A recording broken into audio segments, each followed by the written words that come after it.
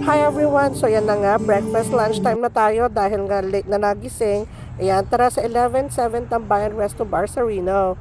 So ayan, ito nga palang harap niya.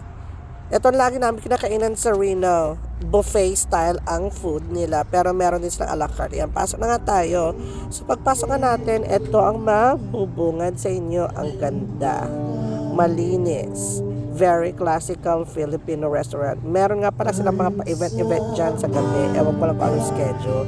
Yun nga ang flag ng Philippines. Tapos meron pa nga silang pool table dyan. So ayan, pasok ulit tayo dyan sa loob. Diretso tayo. Eto na nga, una ko nakita, ice cream. Yan, babalikan kita mamaya. So tapos meron pa silang, uy, bongga. Meron pa silang grocery. Eto na nga pala ang mga pagkain nila. Ayan, pero hindi ko na pa na-video yung kinain ko kasi alam mo na, sa sobrang gutom ko, nag-dessert na lang ako. Yan, so thank you for watching. Follow for more. Bye!